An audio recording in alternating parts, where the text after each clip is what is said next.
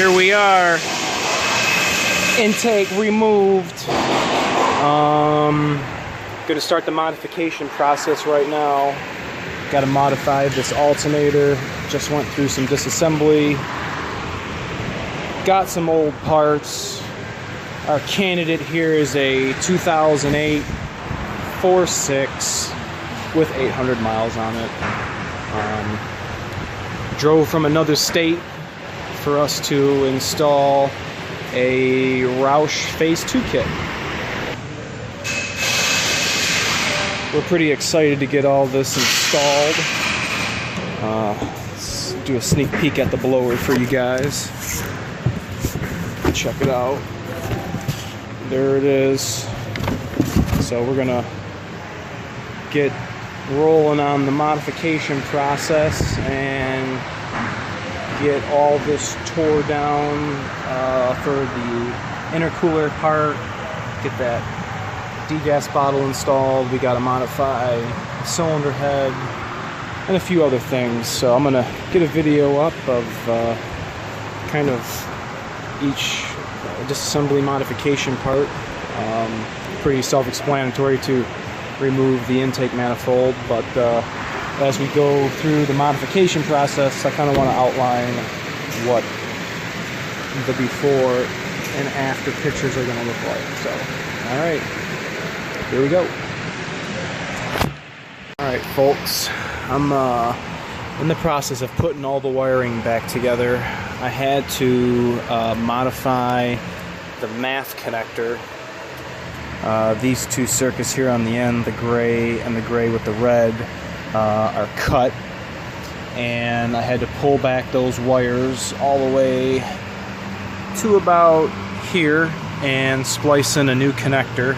So I'm keeping with my factory look here, and I had to go as far back as here, and there was a retainer that was right here that needs to be moved, so I just removed that and am currently taping the harness back up where I had cut it along the convolute, and am re-indexing my electronic throttle control wiring. So again, it was all the way over here. I had to jimmy it up all the way back and fold it over on itself because it needs to be 20 millimeters away from the number 8 coil connector, and it has to be 165 millimeters away from the main bundle harness so it can plug into the throttle body. So yeah, we're continuing, and right now we're on this part here.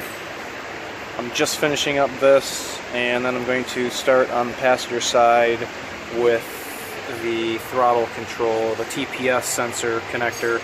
And again, I'm going to have to cut that and open it up as I did this side. So I'll make sure to show you guys what I'm doing.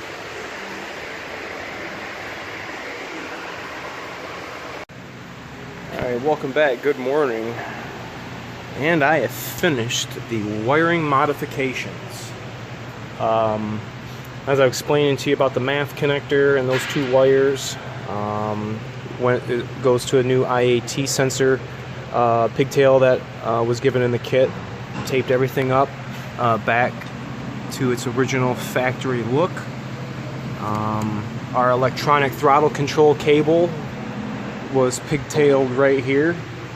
I had to cut those wires 60 millimeters, 90 millimeters, 120 millimeters, and 150 millimeters away from the connector, so the wires were staggered. And then splice in 4 new circuits. These were where the staggered cuts were. Folded it over and ran the new harness along the main loom to our new throttle TPS connector.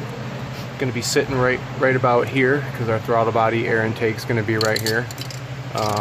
As I did with the air intake, I had to do the same for the electronic throttle control for the motor. That also was here in the front, so when I dragged those wires out for this, I had to do that. Now we are on this part here, the fuel system modification. In the very back here, there are instruction sheets to put this fuel pump in, and I'm going to show you guys where we are with that. So I did lower the car off the hoist. I did have to roll it back because I have both doors open and had to take the rear seat out.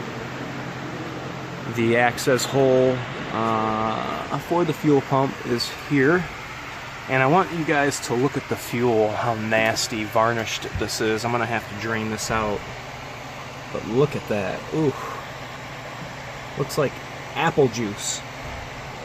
We don't want that to get to our new fuel system, so I'm gonna drain all that out, and we are going to install the new fuel pump. There is a connection inside the tank onto the fuel pump that transfers from there. So the drive shaft, the fuel tank sits like that, and the drive shaft goes in between.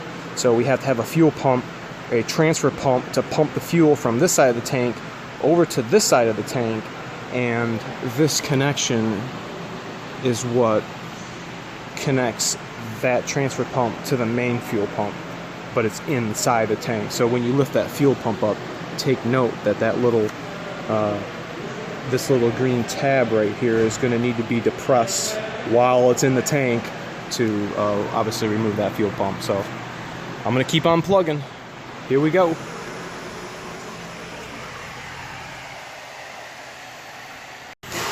Alright, you guys, look at the difference between the old fuel pump,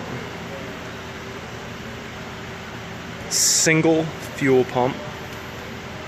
Now we got the dual fuel pump. Definitely a considerable weight difference. Definitely heavier. I'm going to evacuate the fuel out of the tank and get this bad lad installed. New float sender, different connector, has a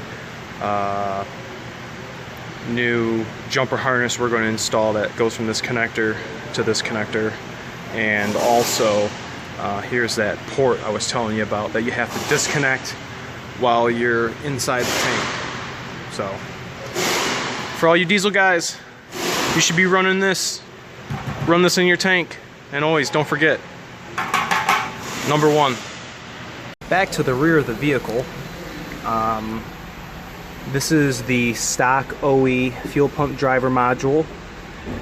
This is the secondary fuel pump driver module I added. It came with the bracket, module, and the fasteners.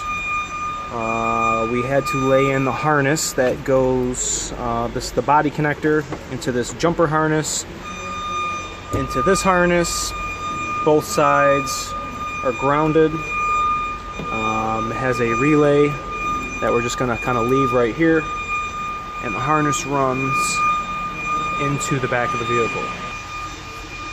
Following the harness, the main loom, we came down into under the rear seat, and the new connector plugs through this cover and into the fuel pump. This was the connector that went to the stock fuel pump.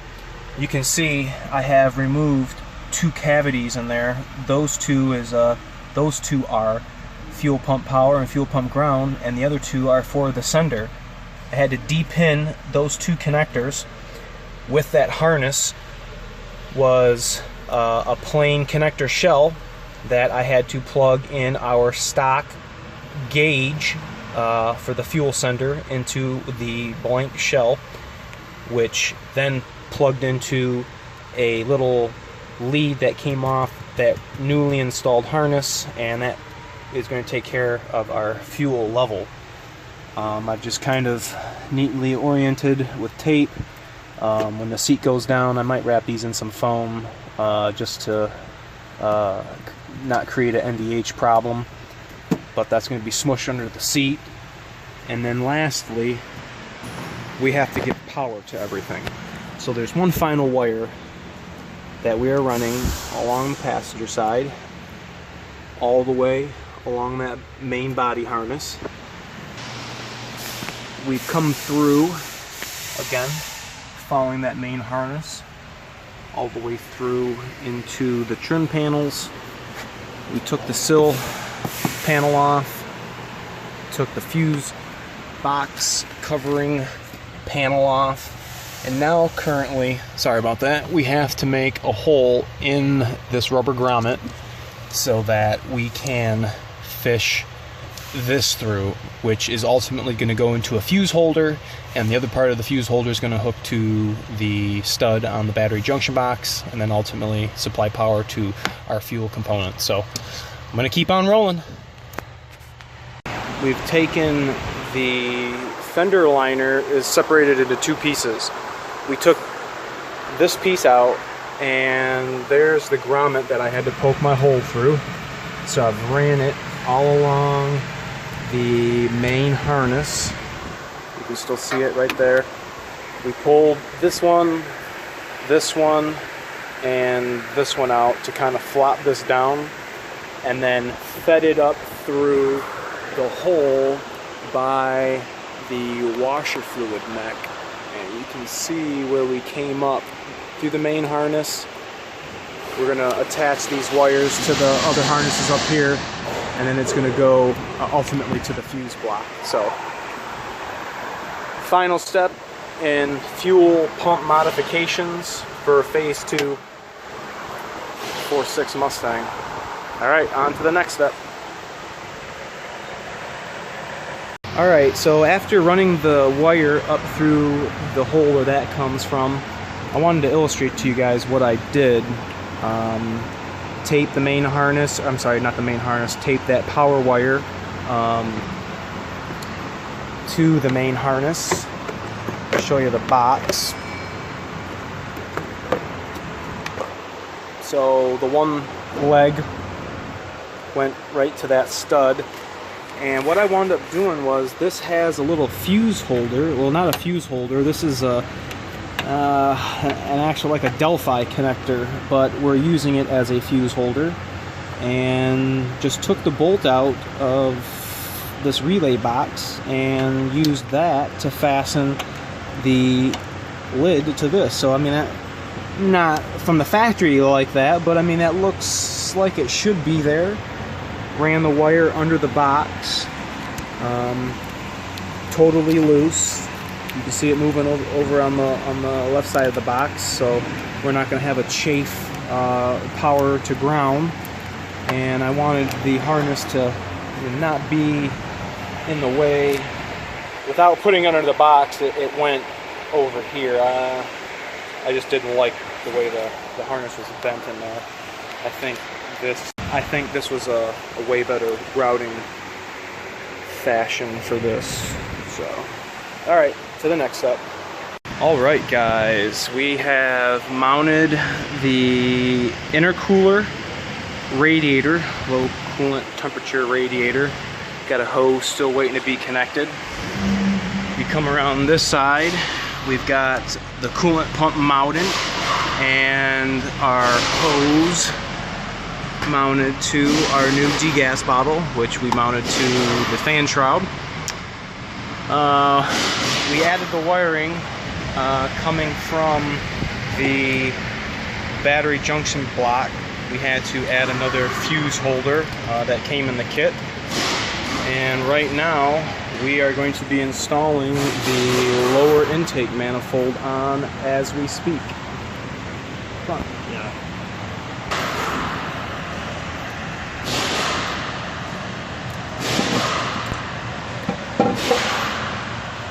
Just like that.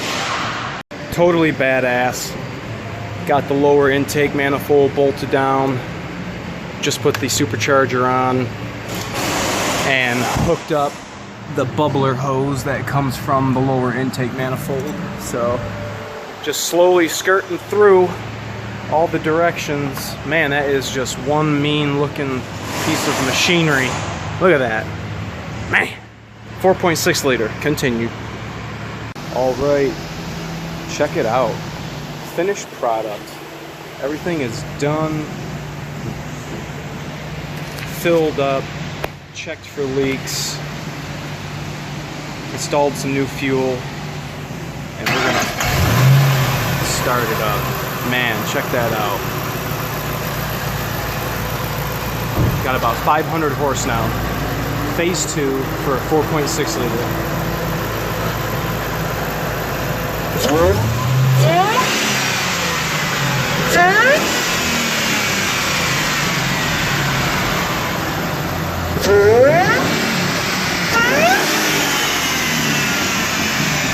All right, tell me what you guys think about that in the comment section below. Thanks for watching, you guys.